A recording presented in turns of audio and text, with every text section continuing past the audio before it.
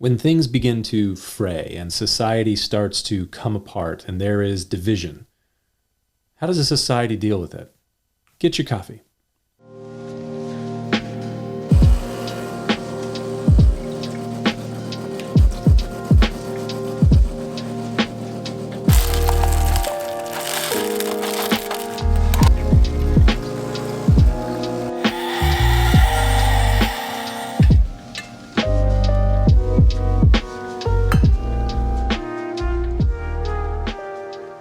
On July 19th, 64 AD, a fire began burning among the shops lining the massive chariot stadium of Rome, the Circus Maximus. A fire in a massive ancient city like Rome in 64 AD was probably not terribly uncommon, especially in the hot and dry months of summer as this fire was. But this fire was different. It burned for a total of 9 days, and when the smoke of the Great Fire of Rome had cleared, 10 of Rome's 14 districts were ruined. 2/3 of the city was destroyed.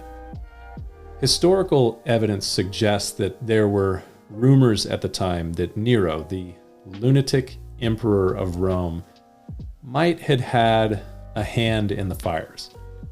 Prior to the fire, Nero had wanted to demolish certain areas of the city and to rebuild them after his liking, but the Roman Senate, they weren't really on board with his plans.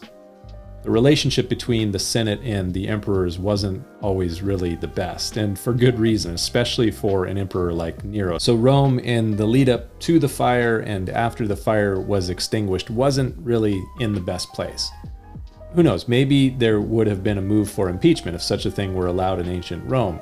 Of course, if you ever study Roman history, you'll find very quickly that the emperors were removed from time to time, not by impeachment, but typically by the sudden and mysterious death of the emperor. So Rome was divided in the wake of the fire. And as Jesus taught in the Gospels, a kingdom divided against itself or a house divided cannot stand. So Nero, he needed a scapegoat. And history tells us that Nero found the perfect scapegoat. He blamed the fire on a new and strange to the people of Rome group, a Jewish religious sect called Christians. And near that very time, two of their key, most prominent leaders were actually in or near or around Rome, Paul and Peter. It would be in those final years of Nero's turbulent rule that the first great persecution of Christians burned through Rome. History records that Nero indiscriminately and mercilessly crucified Christians. It is said that he fed Christians to wild beasts during gladiator matches, and he even lit his garden parties with the burning remains of Christians as human torches. It was near this time that Paul was beheaded and Peter was crucified upside down.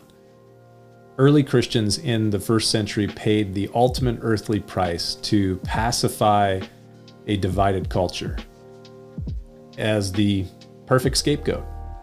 And such has been the case in many places for the last 2,000 years of Christian history.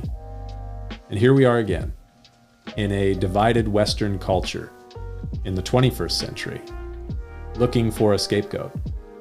Something to think about. We'll see you next time.